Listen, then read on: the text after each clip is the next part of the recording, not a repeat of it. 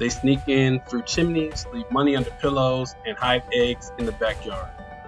But they aren't real, right? Santa Claus, the Tooth Fairy, and the Easter Bunny are just a few of the fictional characters many of us grew up believing in, and now we pass them on to our kids. But why do we do it? Where did these magical figures even come from? In this video, I'm taking a deep dive into the origins, evolution, and psychology behind the beloved childhood myths we tell year after year to our kids. Belief in magical characters plays a big role in early childhood development. These stories stimulate imagination, reinforce cultural values, and provide a sense of wonder. They're part of a shared cultural narrative handed down from generation to generation. Psychologists say believing in figures like Santa can actually help kids practice abstract thinking and moral reasoning. It's not just fun, it's developmental. All right, let's start with the big guy, Santa Claus. His origin begins with Saint Nicholas, a 4th century bishop known for giving to the poor. Over centuries, he evolved through European folklore and was eventually Americanized. The jolly red suited version of Santa we know today, that came from the 19th century literature and was cemented by Coca-Cola ads in the 1930s. Santa became a symbol of generosity, joy, and the spirit of giving, but also a behavioral surveillance system. He sees when you're sleeping isn't just a lyric, it's a way parents have encouraged good behavior for generations. I believe in Santa Claus as a kid because of my parents, like everybody else.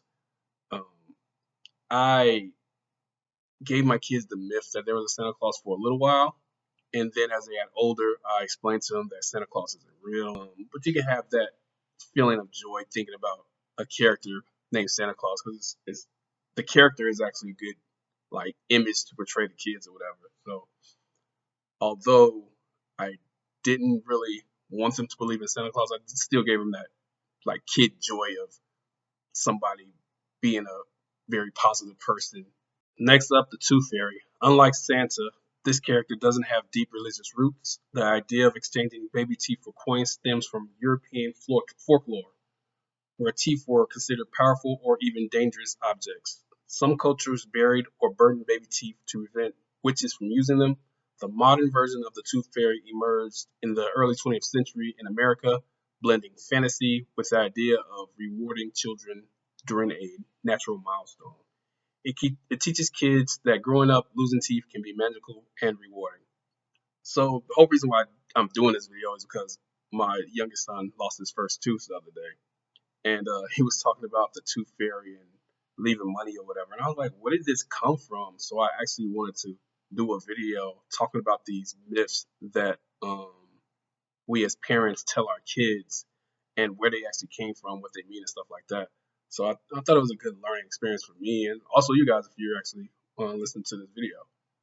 So I did the whole thing where I took his tooth, put it under his pillow, and then when he woke up, he get money or whatever. So I'm contributing to this myth and keeping it going. So he'll probably do this for his kids when they lose their tooth when he gets older. Next, we have the Easter Bunny. The Easter Bunny is the quirkiest of the bunch. The character has roots in ancient pagan spring festivals where rabbits symbolize fertility and renewal. German immigrants brought the idea of the Osterhase, a rabbit who laid colored eggs, to America in the 1700s. Over time, the character merged with Christian Easter celebration. Today, the Easter Bunny is less about religion and more about fun, candy, games, and the joy of springtime. This is true. I never really knew what the Easter Bunny was. I remember getting Easter baskets and all that stuff, and then they try to conflate it with the resurrection of Jesus or whatever. And I always used to think, when did the Easter Bunny even come in? What is this? And now I know. We as humans like stuff like that, I guess, and it makes kids happy. What kid wouldn't want a basket full of candy and toys and stuff? So I get it.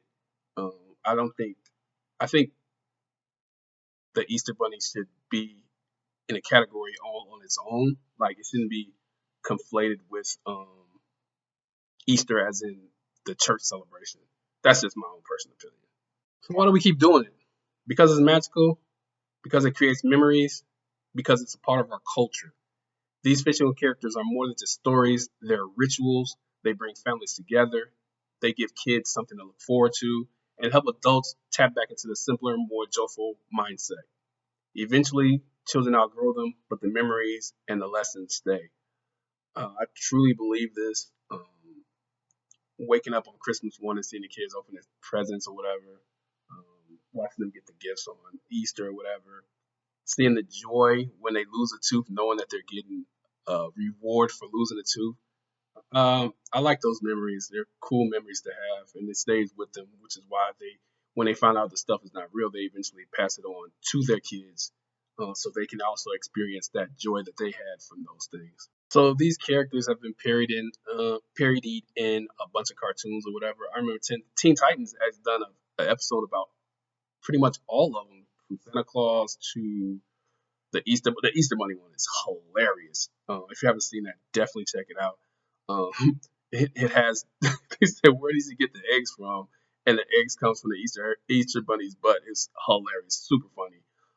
So they did that one on Teen Titans. Happy Easter, everyone! Hop, hop, I lay my little legs, hop, hop, hop, and then I hide my eggs. Hop. Ah! He's gonna drop them booty eggs on us! They did the Santa Claus, of course. Thinking.